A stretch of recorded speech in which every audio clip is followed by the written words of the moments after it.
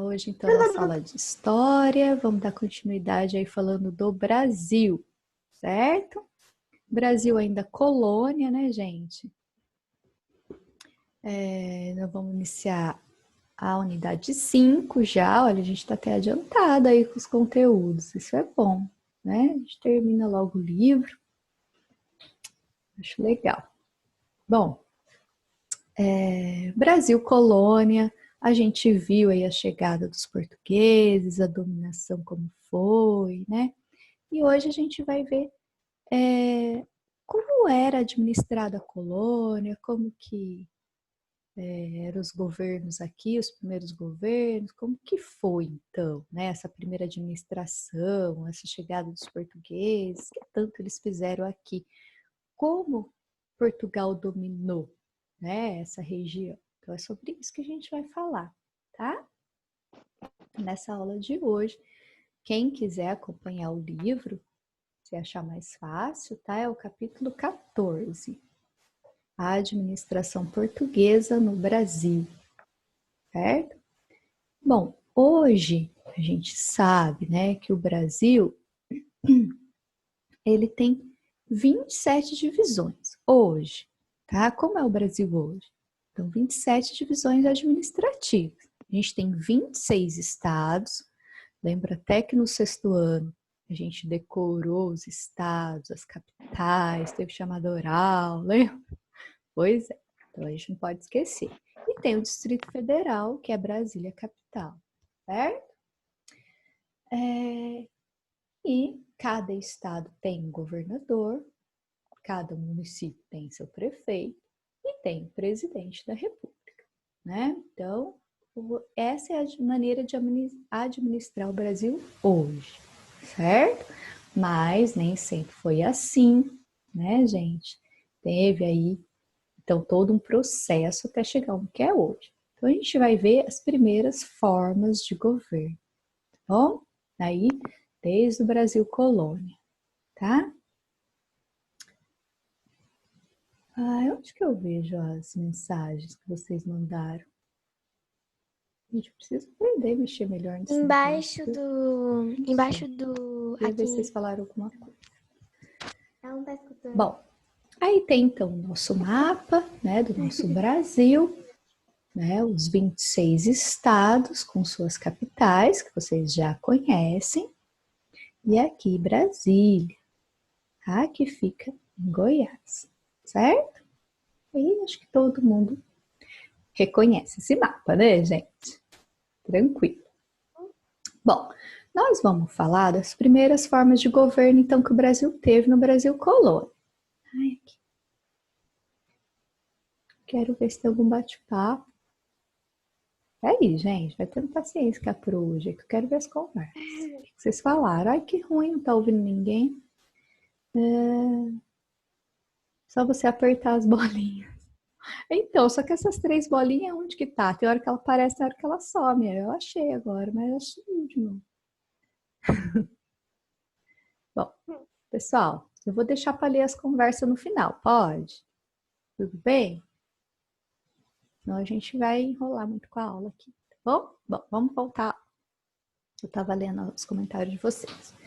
Bom, capitanias hereditárias e as sesmarias.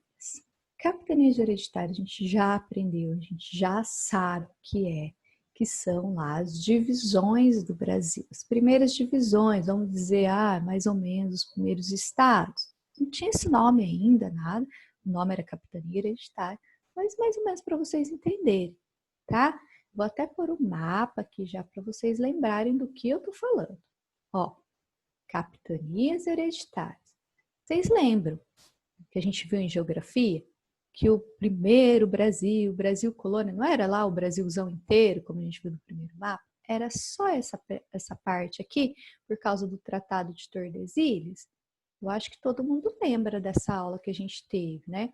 A gente viu a divisão do Tratado de Tordesilhas, o lado direito do mapa era de Portugal, do lado esquerdo, né, de Tordesilhas para cá era da Espanha, então a região do Brasil era bem menor, então tudo isso a gente já viu, Então, o Brasil colônia que a gente vai estudar hoje é só essa região aqui, certo? Não é aquele Brasil inteiro que a gente viu no outro mapa.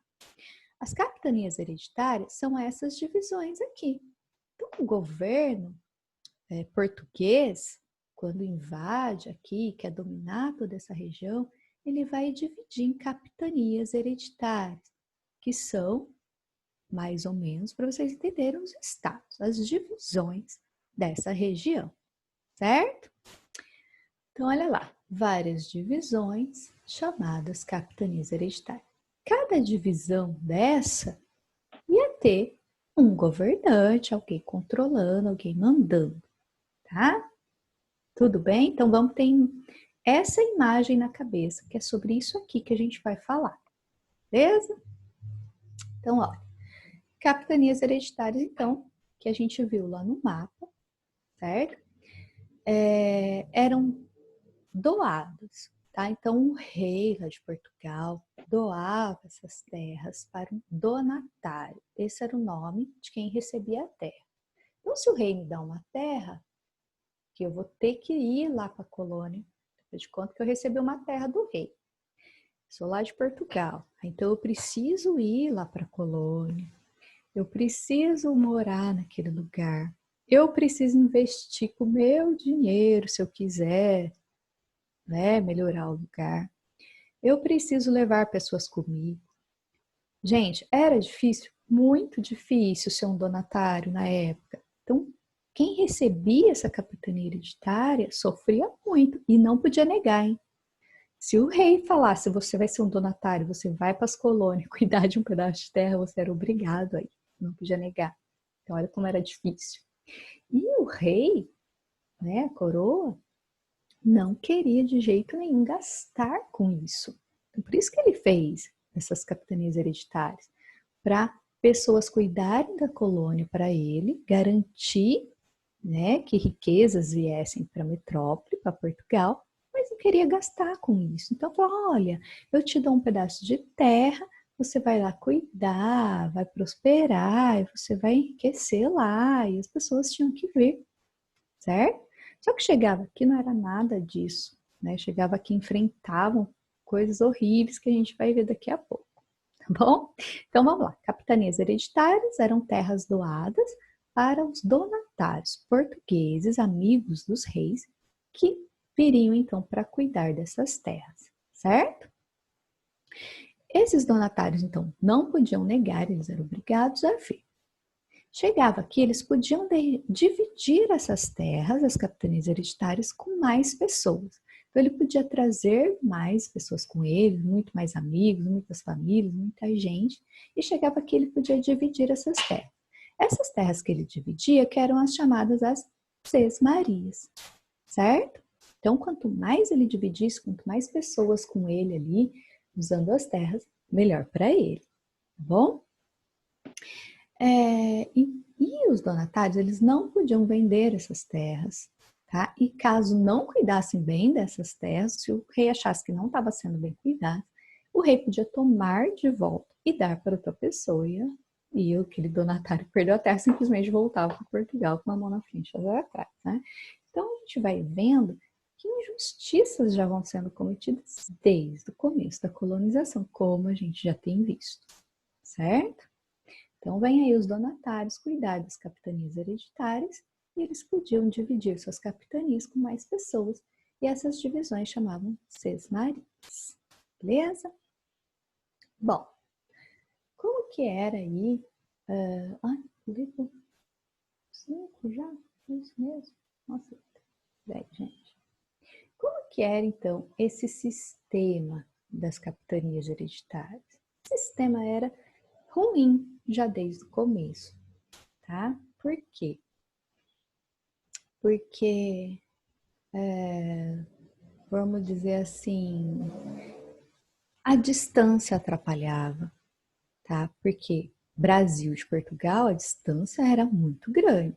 Então, qualquer coisa que eles precisassem, qualquer comunicação, qualquer ajuda, a gente demorava meses para chegar, certo? Então, dificultava muito a comunicação, né? Por causa dessa distância.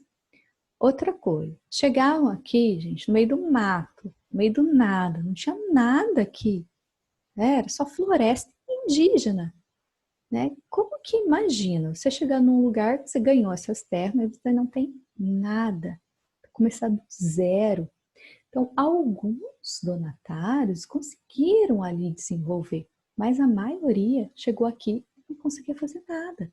Por quê? Porque eles eram atacados pelos indígenas, claro que a gente sabe que tem conflitos entre os portugueses e os indígenas, né? Eles não conseguem desenvolver a capitania hereditária, não conseguem, não tem recursos suficientes para isso, tá? E vão ficar ali naquele mato, tentando construir uma casa ou outra, tentando construir uma plantação ou outra, mas não vai para frente, não dá certo, tá? Só a capitania de São Vicente, que é mais ali na região do Sudeste, e de Pernambuco, no Nordeste, que consegue se desenvolver. Então, são as primeiras capitanias hereditárias que têm desenvolvimento. Por quê? Porque eles vão plantar a cana-de-açúcar, certo? E vão formar os engenhos.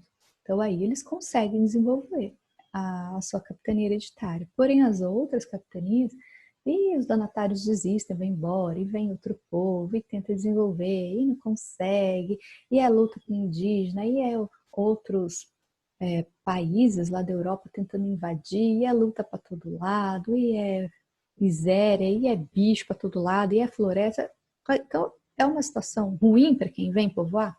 Muito ruim, certo? Então, a gente, capitania hereditária, e terra, e desenvolvimento. Não foi bem assim, não, tá? Então, vamos vendo aí que a situação era muito difícil, tá? Era muito difícil de comandar esse lugar. Era um lugar muito grande, eles não tinham noção do tamanho de tudo isso.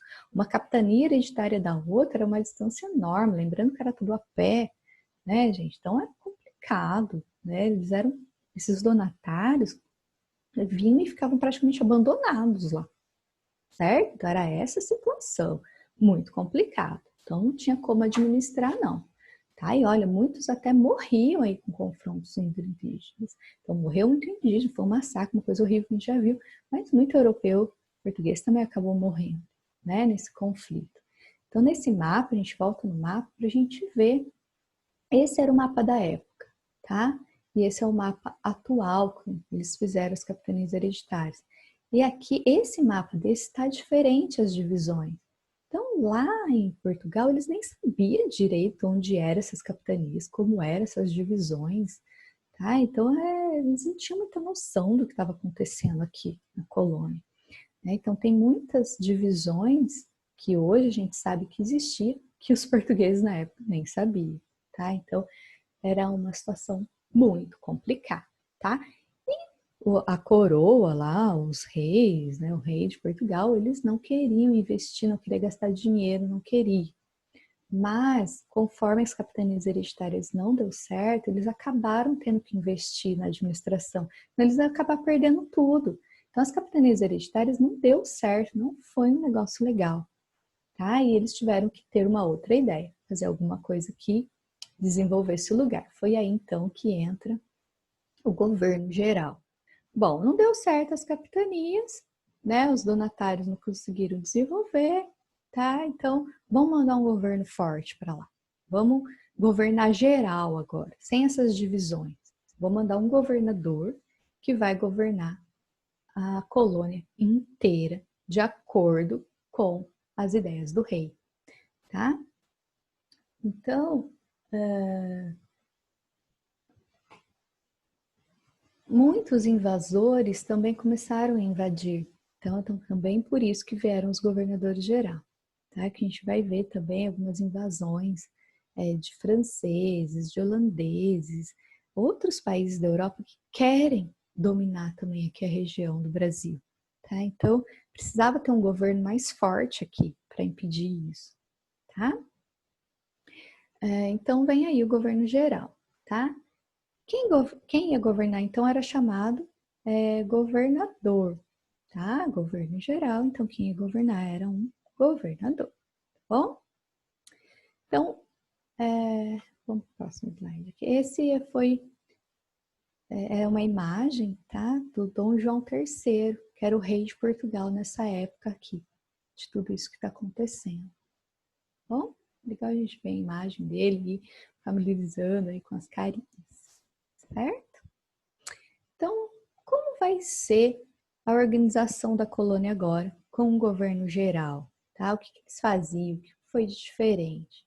Bom, então tinha aí várias funções, vários cargos administrativos, todos financiados pela coroa portuguesa e todos com lista de afazeres, tá? Então, vinha para cá o governador geral, aí tinha o provedor-mor, o ouvidor geral, e eles já vinham com suas funções. E o rei já deixou claro o que ele queria e eles tinham que fazer, certo?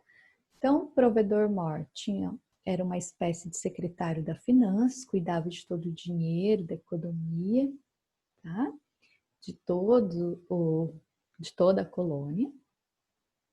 Tinha o ouvidor-mor, que era responsável pela justiça, então e se precisasse de criar alguma lei, ele ia criar, ele ia punir aqueles que estavam fazendo errado, ele que ia julgar tudo que estava acontecendo ali dentro da colônia.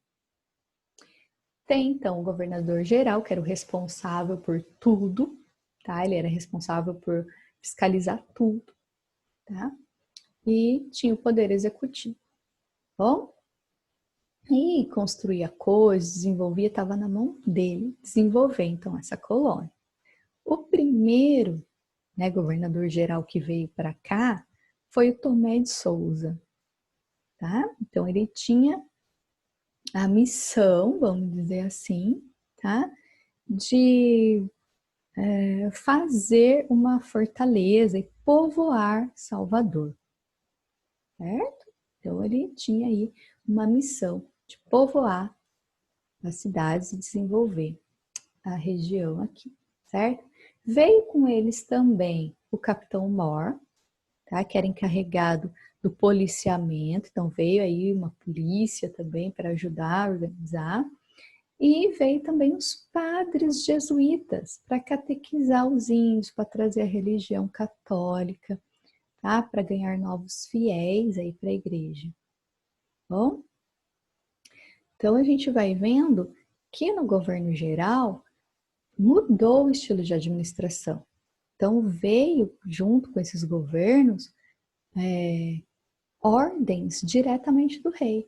Tá? Então começa a se construir aqui na colônia uma administração mais forte e mais parecida com a de Portugal.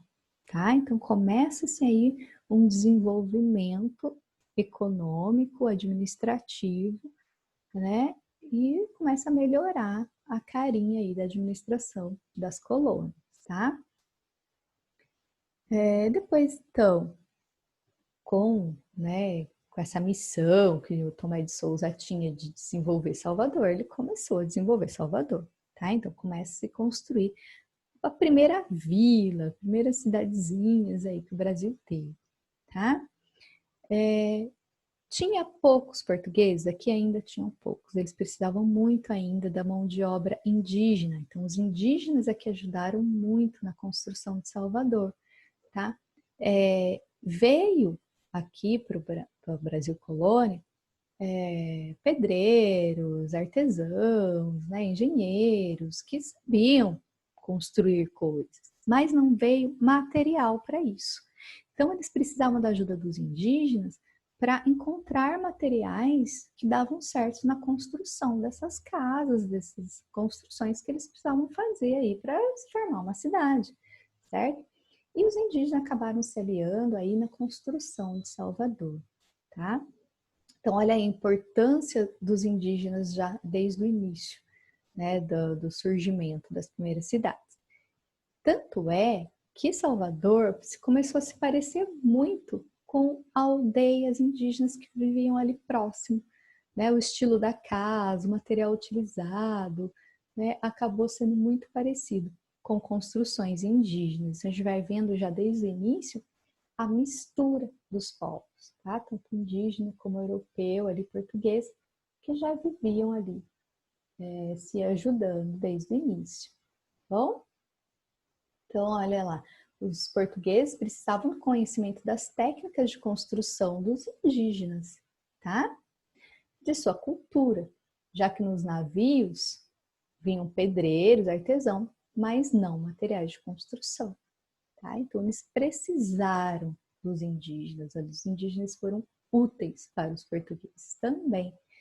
Beleza?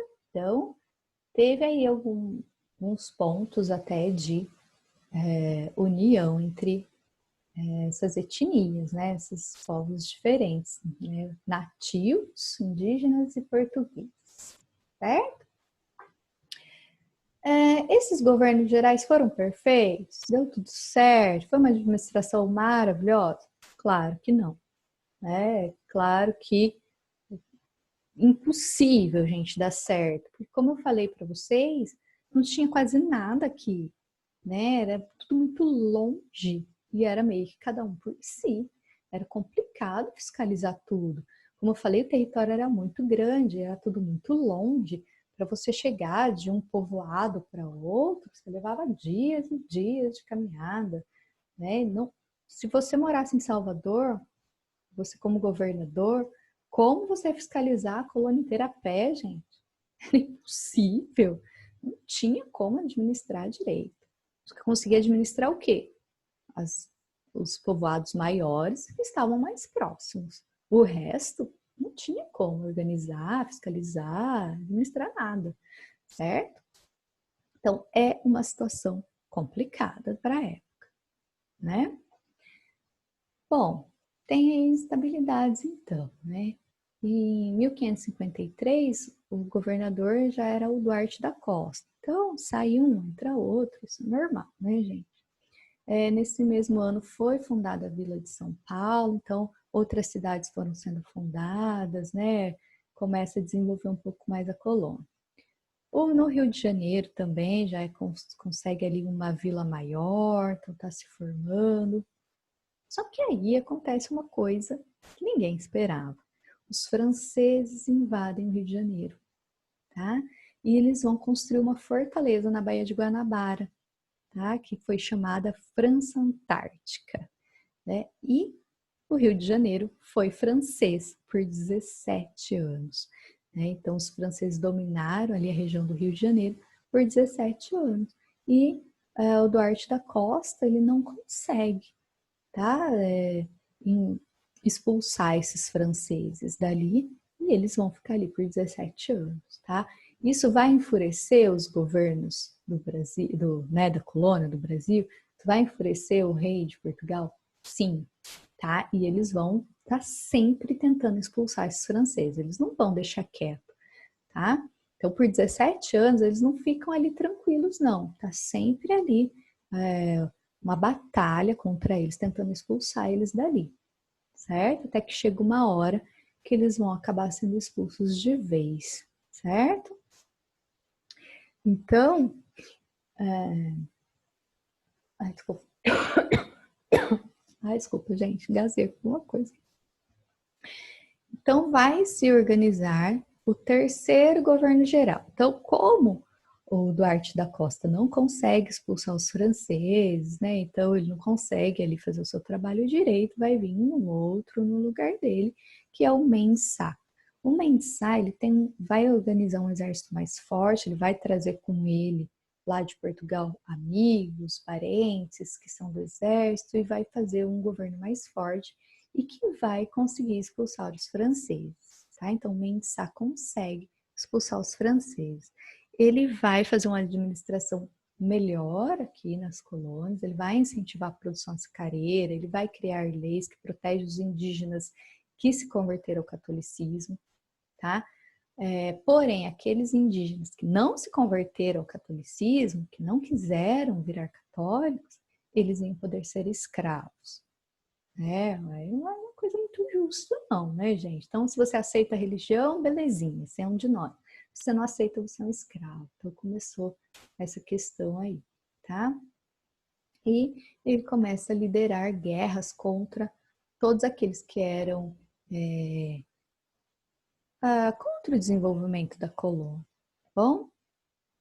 Depois vem a morte de Mensah, né? E aí cria-se 2 governos gerais. Um que vai comandar o sul e o outro que vai comandar o norte, para ver se consegue comandar mais pessoas, mais lugares, consegue administrar melhor tudo isso, mas mesmo assim, gente, é muito difícil, não dá certo, tá? E volta a unificar de novo em um governo só. Então, vão sendo muitas tentativas de administração na colônia. A coroa portuguesa lá de longe fica tentando de várias formas organizar a colônia e fazer a colônia render, desenvolver, dar lucro, né? Então, aos poucos, a gente vai percebendo que fica mudando o estilo de governo o tempo todo, o estilo de administração, para ver se um dá certo, né? Mas é complicado por causa do tamanho da região, como eu falei para vocês, certo? E aí vai indo nessa tentativa de administração, e junta governo, separa o governo, e faz de um jeito, e faz do outro, e aí vai indo por muito tempo, né? E lá em 1720, que vai ocorrer a nomeação de um vice-rei. Então, o rei lá de Portugal fala, não, então vamos pôr o vice-rei lá, ele vai, né, tá abaixo só de mim, ele vai responder ordens diretas do rei de Portugal, tá? E vai centralizar ainda mais a administração da coroa. Bom? Então, vai aí tentar melhorar a situação também por causa que encontraram ouro.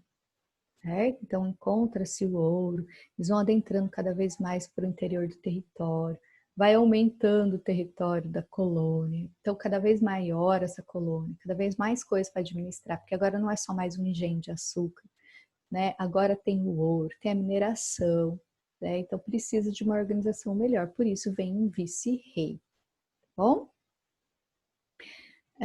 Então, o Brasil vai sendo administrado com um vice-rei. Claro que não muda muita coisa, tá? Esse vice-rei também não consegue administrar tudo, ele vai administrar as principais vilas, as principais cidades, a mineração, tá? E o resto da colônia, os povoados que estão por aí, os pequenos negócios, as pequenas plantações, o resto todo, as pequenas vilas que existem, tá? Na colônia, elas vão ser administradas por quem? Pelo líder local, pelo dono da maior fazenda, pelo dono de tudo ali que distribuiu para outros, tá? Que são os poderosos senhores locais. É eles que vão comandar a região, tá? Então, o vice-rei comanda as cidades maiores, as vilas maiores, e os povoadinhos, o resto do Brasil espalhado pela colônia, vai ser comandado, administrado, mandado pelos senhores locais, o senhor do engenho, né, o senhor das terras, o que domina o lugar, ele vai governar, tá bom? Então, o povoado vai ficar na mão dos senhores locais, certo? Isso precisa estar bem claro, porque a partir disso que a gente vai entender depois as próximas coisas que vão acontecendo dentro do Brasil, tá? Então, o vice-rei só comanda as maiores cidades e as cidadezinhas pequenas, o resto do Brasil, fica quem no comando? Os senhores locais, tá? Onde vai surgir aí futuramente os cangaços, né? Os coronéis que a gente vai ver futuramente, tá? Então a gente vai tendo que ter isso em mente já, que os senhores locais começam a governar a sua região, tá? Completamente aí autoritário, com autonomia própria, sem seguir lei nenhuma, ele fazia o que ele queria com o povoado, mandava do jeito dele, tá? E que futuramente vai começar a fazer alianças com os políticos que vão surgindo e eles vão envolver-se em política e eles vão continuar sempre dominando essas regiões, tá bom? Bom, é isso, tá? E aí, atividade, tem bastante atividade, mas eu selecionei algumas para vocês, tá? Da página 151. Vocês vão fazer só a 1, 2, 5 e 7, certo? Queria aproveitar para falar com vocês sobre a prova que vai ser semana que vem. Fiz uma prova só de alternativa, tá muito fácil, tenho certeza que vocês vão achar fácil também, tá? E eu quero que vocês dêem uma lida, ou assistam as aulas anteriores, dá uma lida no capítulo 3 e 4. É bastante coisa? É, mas é assunto simples sobre Brasil, tá? E eu vou deixar vocês consultarem o livro para fazer a prova. Só que não deixa para fazer tudo de última hora, não, tá? Ah, então nem vou estudar porque eu vou olhar no livro. Como são muitos capítulos, muita coisa, você vai demorar demais para achar as respostas. Você tem que saber mais ou menos onde está, você tem que saber mais ou menos o assunto, você tem que estar por dentro ali de tudo que está acontecendo. Então, precisa estudar, mesmo sendo prova em consulta. Então, vocês não conseguem fazer a prova no tempo, certo? Vai poder ver o livro, Mariana, tá bom? Então, é isso, tá? Só que precisa estudar antes, tá? Isso, a Ana falou que vai tentar fazer a prova sem olhar no livro. Melhor ainda, Ana. Quem conseguir, né? Fala, olha, nem olhei no livro, estudei, eu sei o assunto. Porque o importante não é saber responder tudo, tirar 10. O importante é saber o conteúdo, o importante é saber, né, conhecer, ter o conhecimento sobre tudo, né? Então, o importante é o conhecimento, o saber, e não a nota, tá? Então, olha aí, legal a iniciativa da Ana, tá? Ai, Júlia, revisão, não sei se vai dar tempo, não, tá? Eu posso, sabe o que eu posso fazer? Antes de começar a prova, se vocês tiverem dúvida, vocês me perguntam e eu respondo, explico algum assunto que vocês ficarem na dúvida, né? Enquanto está estudando, mas uma aula só para tirar dúvida não dá. Por quê? Porque a nossa próxima aula já é a prova, tá? Então, eu posso fazer uma revisão assim. Antes da prova, tenho. Ai, nossa, eu estudei, mas eu não entendi isso. Dá para explicar? Eu explico antes da prova. Bom, a gente pode fazer isso. Alguém quer falar mais alguma coisa? Não? Beleza? Então tá tranquilo, gente? Então, prova, próxima aula. Qualquer dúvida, vocês podem perguntar antes da prova, eu tiro as dúvidas. E aí a prova tá bem tranquila, bem fácil. E como a Ana falou, quem conseguir fazer sem olhar no livro, melhor ainda, tá? Então vai lá, Mariana. A Mariana tá com fome. Vai, vamos almoçar então. Certo? É tudo de alternativa, Júlia. Tudo alternativo. Não tem nenhuma dissertação, não vai precisar escrever nada. Certo? Belezinha. Eu vou encerrar aqui a gravação e a gente continua conversando.